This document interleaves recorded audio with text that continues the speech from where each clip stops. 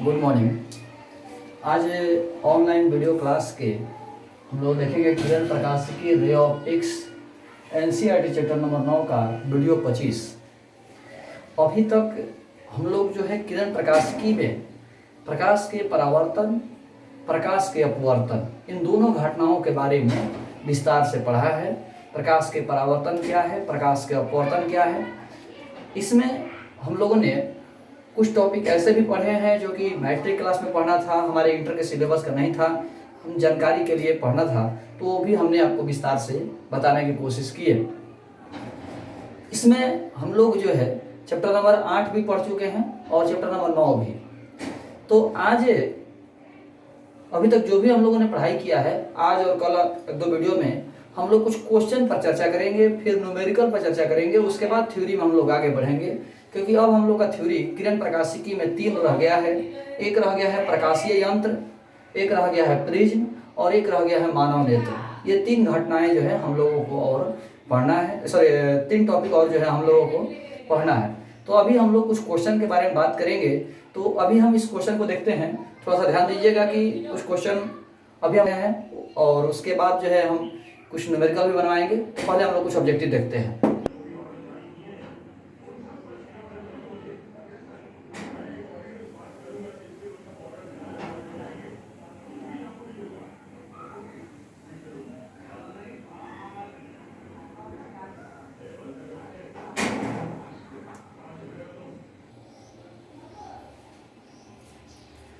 Board पर अभी जो प्रश्न पत्र हमने आपको दिखाया, उसी प्रश्न को हम बोर्ड पर लिखे हुए हैं। बोर्ड पर 5 प्रश्न है और बारी बारी से हम सभी प्रश्नों की बात करेंगे। हमने अभी तक आपको जो भी टॉपिक पढ़ा दिया या जितना पढ़ा दिया, उन सभी टॉपिक्स से रिलेटेड आप प्रश्न आप किसी भी क्वेश्चन बैंक या बुक को बनाने की कोशिश कीजिए, बनाइए, देखिए कि प्रश्न बन रहे हैं कि नहीं बन रहे हैं। आप कोशिश करके देखें, उसके बाद हम लोग जो है इस पर बात करते हैं। ध्यान दीजिएगा। तो निम्नलिखित में किनका उपयोग पौधा घर में होता है? पौधा घर में इनमें से किसका उपयोग होता है? गामा किरण का, एक्स किरण का, पराबैंगनी का या अवरक्त किरण का? तो हमने आपको बताया होगा, याद होगा शायद, कि अवरक्त प्रकाश का उष्मीय प्रभाव अधिक होता है और यही कारण है कि इसका उपयोग पौधा घर में होता है। यानी पौधा घर में अवरक्त प्रकाश का इस्तेमाल होता है। पौधा घर में जो है अवरक्त प्रकाश का इस्तेमाल किया जाता है। तो पहला प्रश्न का आंसर जो है आपका डी हो गया। दूसरा है, निम्नलिखित में कौन विद्युत चुंबकीय तरंग नहीं है? इसमें से कौन विद्युत चुंबकीय तरंग नहीं है? तो आपको पता होगा कि विद्युत चुंबकीय तरंग कौन कौन से हैं। तो गामा रे, एक्स रे, पराबैंगनी, दृश्य प्रकाश, अवरक्त प्रकाश, सूक्ष्म तरंग, रेडियो और टीवी, यही आपके विद्युत चुंबकीय तरंग है। इससे न कम न इससे ज़्यादा। तो आपको विद्युत चुंबकीय तरंग चुनने के लिए आप खुद देख लेना है कि इन लिस्ट में से कौन सा है और कौन नहीं है। तो उस लिस्ट में हम देखेंगे तो दृश्य प्रकाश भी है, एक्स किरण भी है, अवरक्त किरण भी है, लेकिन ध्वनि तरंग जो है उस लिस्ट में नहीं है।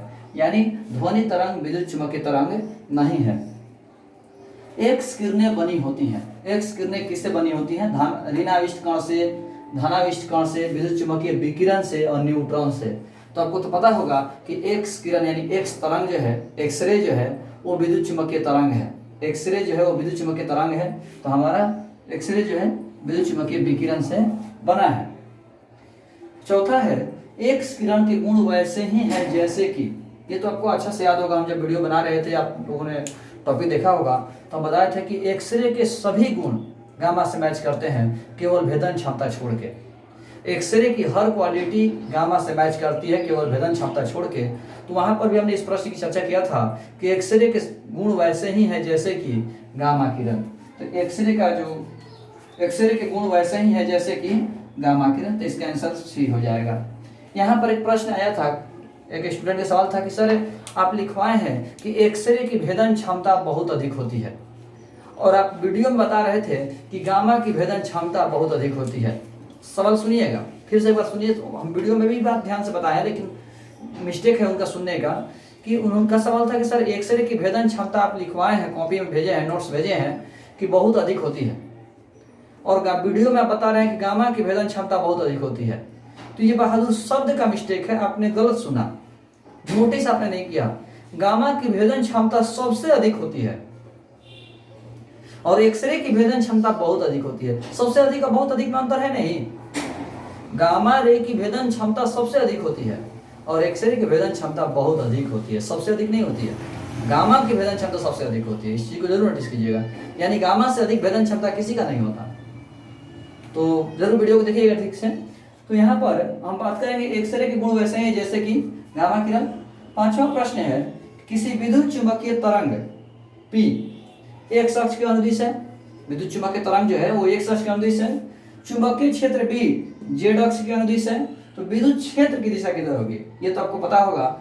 यहाँ पर कह रहा है कि विद्युत चुंबकीय तरंग जो है वो एक अक्ष की ओर है, विद्युत चुंबकीय तरंग एक अक्ष की ओर है, चुंबकीय क्षेत्र Z अक्ष की ओर है, तो विद्युत क्षेत्र किधर होगा, प्रश्न ये पूछ रहा है कि विद्युत क्षेत्र किधर होगा।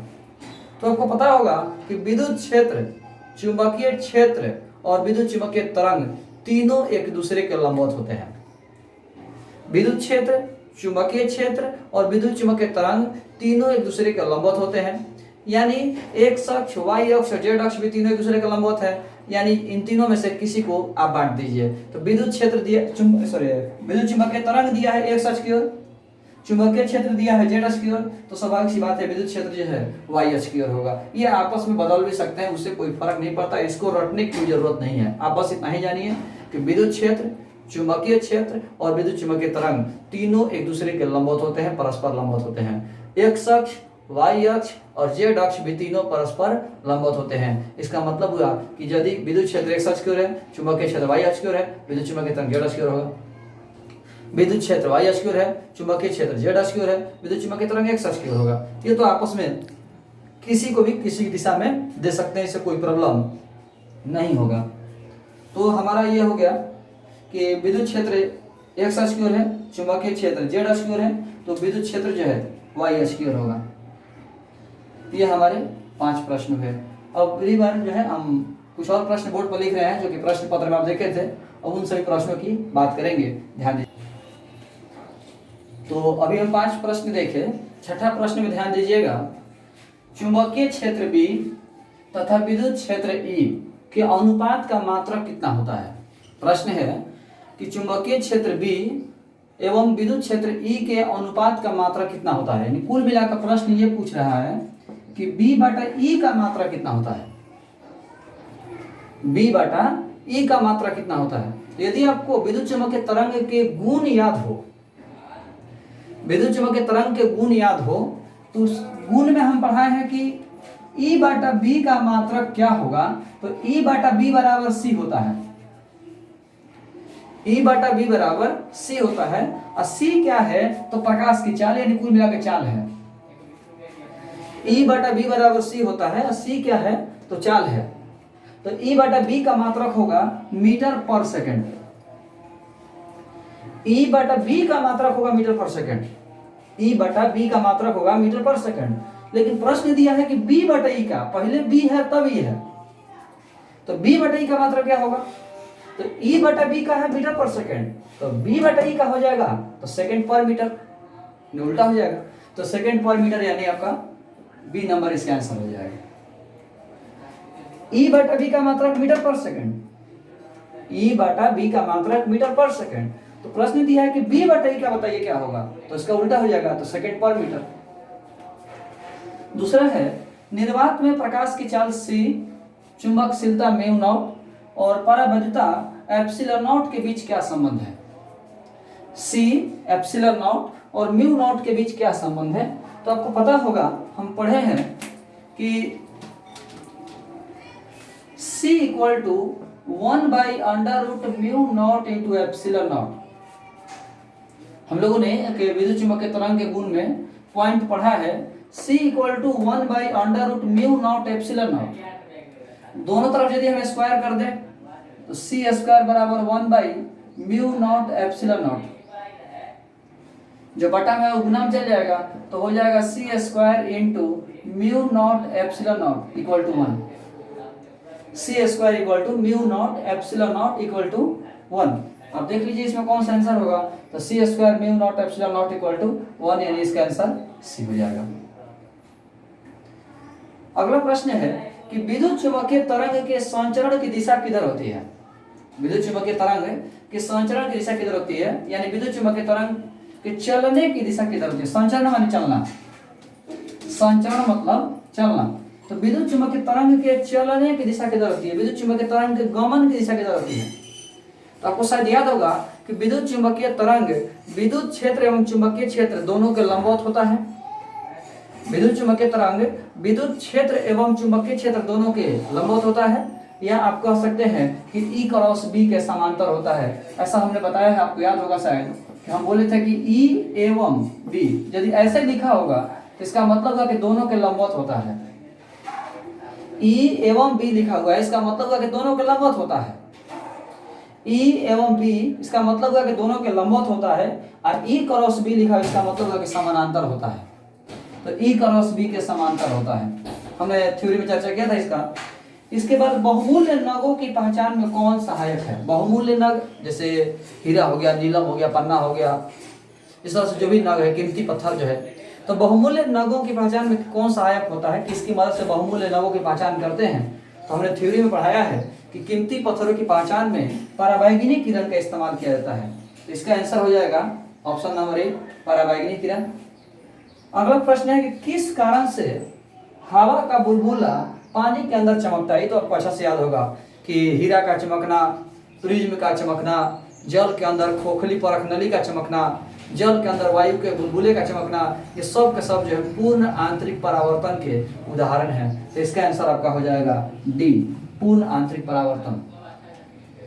आगे हम कुछ और प्रश्न के बारे में बात करेंगे, ध्यान दीजिएगा। अभी हम 10 प्रश्न तक देखें। 11 नंबर प्रश्न है कि जब प्रकाश कांच में प्रवेश करता है, अब यहाँ पर बड़ा ध्यान देने की जरूरत है, वर्ड को समझिए। जब प्रकाश कांच में प्रवेश करता है तो इसका तरंगदैर्ध्य क्या होगा। अब इस प्रश्न में एक शब्द जिसको हम कहते हैं, हमेशा हम आप लोगों से बातचीत के माध्यम से भी कहते हैं कि कुछ ऐसे शब्द होते हैं बोलने का उसका मतलब जानना जरूरी है। जैसे हम आपसे कहें, कोई भी आपसे कह रहा हो, हम आपसे कहते हैं कि आपको पता है चीनी जो है 80 रुपये हो गया, तो सामने वाला व्यक्ति आश्चर्य हो जाएगा कि 80 रुपये हो गया, काले तो 40 के रहे। तो आपका आप कहेंगे 2 kg के, सामने वाला मारने लगेगा। क्योंकि यदि आप ये कहते हैं कि चीनी 80 की हो गया तो सामने वाला व्यक्ति यही समझता है कि आप 1 kg की बात कर रहे हैं, और आप कहिए हम भी थोड़े कहने के kg, हम तो 2 kg कहते रहे। तो इस तरह से मिस्टेक नहीं होना चाहिए, शब्दों को समझना बहुत जरूरी है कि आप क्या कह रहे हैं। कोई आपसे कह रहा है कि जानते हैं पटना का भाड़ा जो है, पटना का पैसेंजर का भाड़ा जो है 40 रुपया हो गया, और सामने आदमी कहेगा कि ना हम तो जाते हैं तो 10 रुपया लगता है, तो हम 4 आदमी की बात कर रहे हैं, ये बेवकूफ़ी है।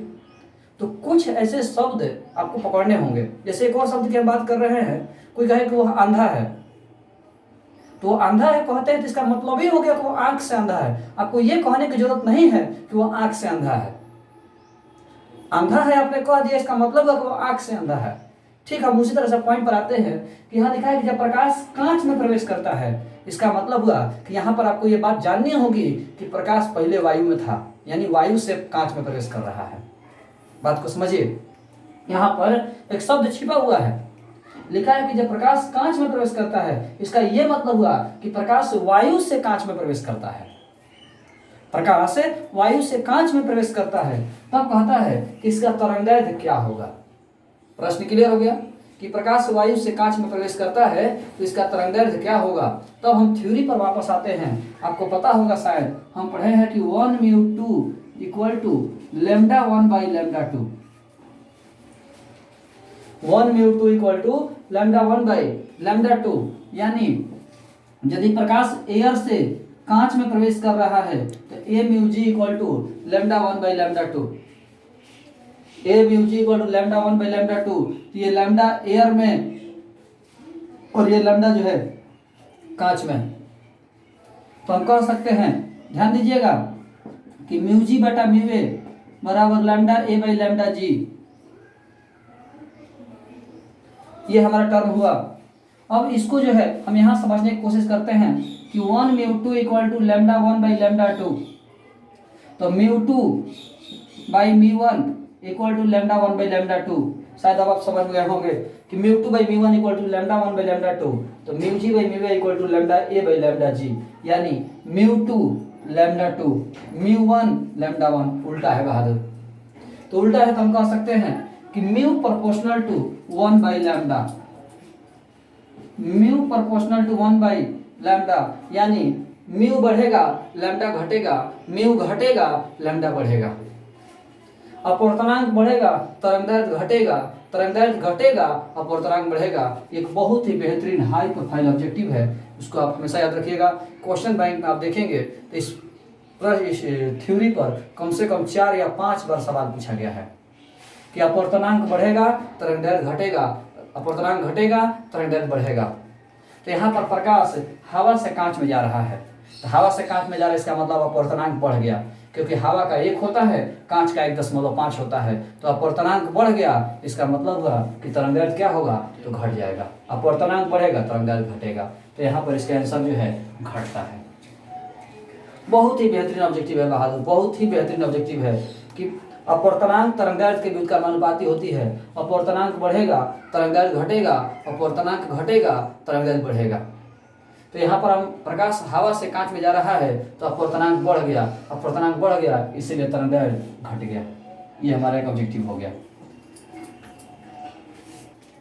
अगला प्रश्न है कि पानी तथा कांच के अपवर्तनांक 4/3 है, यानी पानी का म्यू डब्ल्यू हो गया 4/3 और कांच का म्यू जी हो गया 5/3। किरण कांच से पानी में जा रहा है, कांच से पानी में जा रहा है, इसका मतलब जी म्यू डब्ल्यू, कांच से पानी में जा रहा है। तो क्रांति कोण क्या होगा, कांच से पानी में जा रहा है तो क्रांति कोण क्या होगा, प्रश्न यही पूछा है। जी म्यू डब्ल्यू दिया हुआ है तो कह रहा है कि क्रांति कोण क्या होगा। कांच से पानी में जा रहा है, किरण कांच से पानी में जा रहा है, कांच हो गया सघन माध्यम और पानी हो गया विरल माध्यम। और कुछ लोग यदि डाउट में होंगे तो इसको भाग दीजिएगा तो 1.33 और इसको भाग दीजिएगा 5/3 है, तो ये आपका हो गया 1, 20, 3 6 18, 1.6 समथिंग है। इसका मतलब यही हुआ कि आप देख सकते हैं कि इसका ज़्यादा है तो ये सघन माध्यम हो गया, और जिसका कम होता है अपवर्तनांक को विरल माध्यम होता है। तो कांच से पानी में जा रहा है तो कह रहा है कि क्रांति कोण क्या होगा, कांच से पानी में जा रहा है तो क्रांति कोण क्या होगा। तो आपको तो बहादुर पता होगा कि जो यहाँ रहता है वो सघन माध्यम होना चाहिए, यानी डब्ल्यू म्यू जी होगा, क्योंकि यहाँ वही रहता है जो सघन माध्यम। शायद आप भूल रहे होंगे तो आपको बता दें हम कि यहाँ वही रहता है जो सघन माध्यम होता है। तो डब्ल्यू म्यू जी बराबर 1/sin c, डब्ल्यू म्यू जी बराबर 1/sin c, ये हमारा सूत्र हो गया। यदि आप डाउट में होंगे कहाँ से सूत्र है तो भी बता देते हैं। 1 म्यू 2 = 1/sin c होता है। 2 क्या है तो सघन माध्यम, 1 क्या है विरल माध्यम, तो यहाँ पर सघन माध्यम ही होना चाहिए जैसा कि हम थ्योरी में आपको बताए हैं। तो ध्यान दीजिएगा,